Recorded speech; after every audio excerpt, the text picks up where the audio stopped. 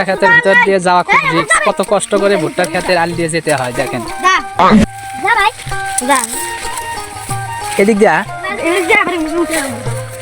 দেখেন কত কষ্ট করে যেতে হয় ভুট্টার ক্ষেতের ভিতর দিয়ে, ছমছমে গরম, গাও যেন শিংড়ে উঠে, কখন ডান পাশে থেকে বাম পাশে থেকে বা পিছন থেকে বাঘ ভাল্লুকের বাড়ানোর আশঙ্কা।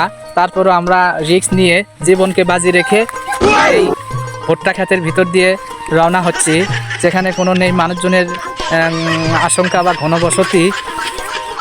তারপরও আমরা 4-5 জন মিলে মনে ভয় বা আবার সাহস রেখে ভুট্টা ক্ষেতের ভিতর দিয়ে রওনা হচ্ছি।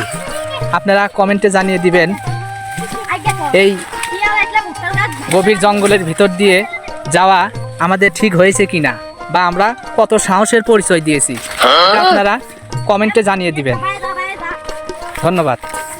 আমরা একের পর এক যুদ্ধ করে যাচ্ছি, এই গভীর জঙ্গল থেকে বাড়ানোর জন্য চেষ্টা চালিয়ে যাচ্ছি। কেউ পড়ে যাচ্ছে, কেউ বাড়ি খাচ্ছে, কেউ হসট খাচ্ছে, তবুও হাল ছাড়তেছি না। আমরা একের পর এক রাস্তা বদল করতেছি। এই দেখেন একজন পড়ে গেছে এখানে, তবুও সে জোর দিয়ে এখান থেকে যাওয়ার চেষ্টা করতেছে। অবশেষে পাইলাম, শেষ দিকে একটি ঘাসের ক্ষেত রয়েছে, একজন মানুষের সন্ধান পেয়েছি আমরা। আমাদের মনে কিছুটা ভয় কমলো।